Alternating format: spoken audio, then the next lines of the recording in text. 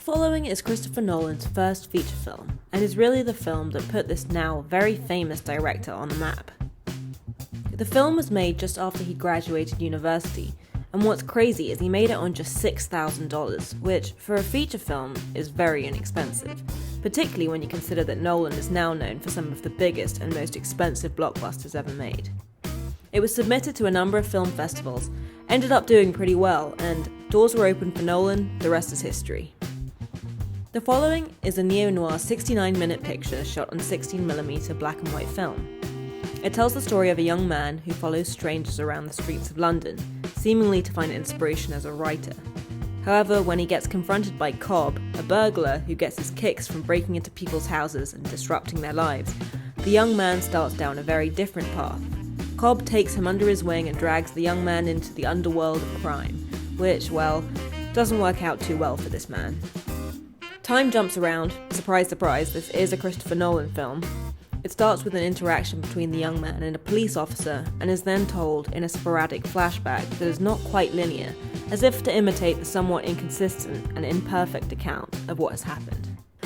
For me, The Following is one of the best examples of a young, relatively poor amateur filmmaker fully embracing the limitations of a no-budget film, to come up with a really, really compelling debut feature that honestly doesn't betray the small budget at all. It shows what you can do with not much money or resources, but with a clear goal, some good friends, and a healthy dose of creativity.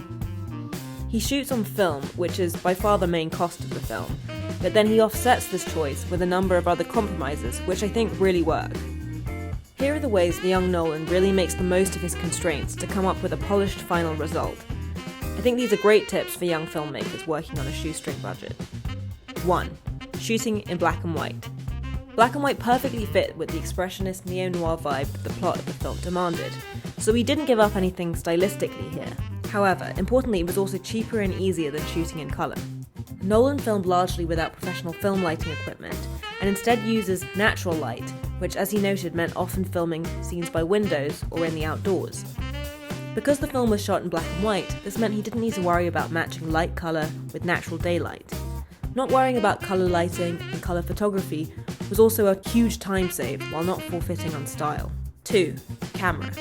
The film was almost always shot single camera and handheld. Shooting single camera was obviously cheaper and easier than having expensive dollies and tripods, but does leave you with a shakier image. However, rather than this becoming a limitation of the film, it actually really played into the neo-noir genre and worked for the scenes of stalking and following. Nolan also has this really smart hack of using an expensive dolly extremely sparingly, and only in the very first scene, so the image is very controlled and professional looking when you first start watching the film. Therefore, when the audience see the rest of the film and it's a little more shaky and handheld, that looks like an intentional choice rather than a limitation of the budget. 3. Sound. Nolan talks about how sound is one of the hardest things to get right when working on a very small budget. Patchy sound can easily betray the cheapness of a film and take the audience out of the world being portrayed. To overcome this, Nolan employed a similar trick as he did with the dolly. He shoots the very first scene for the interview between the man and the police in voiceover. Now, I usually hate voiceover at the start of the film, but this interview actually really reels you in. Something's happened, you're missing information. Rather than this being a monologue that just feeds you exposition, this opening has gaps in the story that leaves you wanting to know more. But crucially, from a technical perspective, it allows Nolan to have a really clean sound for the beginning of the film. Once he's got the audience on side and not alienated by the sound of the film, then they may be a little bit more forgiving when the sound is less crisp at other points in the film, as at that point they'll already be into the story. 4.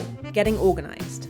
This film took Nolan a year to make, and he made it while also working a full-time job. He basically used his salary to pay for the film and spent all his weekends shooting the film. Because they were shooting on 16mm film that was pretty expensive, they also couldn't afford to have multiple takes, which meant thoroughly rehearsing all the scenes in advance so that they could nail the scene in just 1 or 2 takes. The message here is get organised. Just because you have to work a job, or you don't have a huge amount of time or money, using the time or money you do have and effectively can go miles. Find some good friends who are committed to the same project as you and make it work.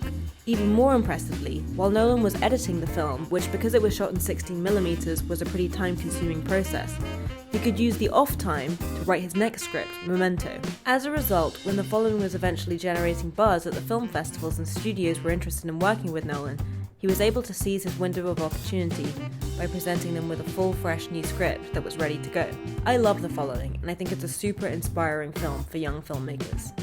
I hope you enjoyed the video, and see you next time.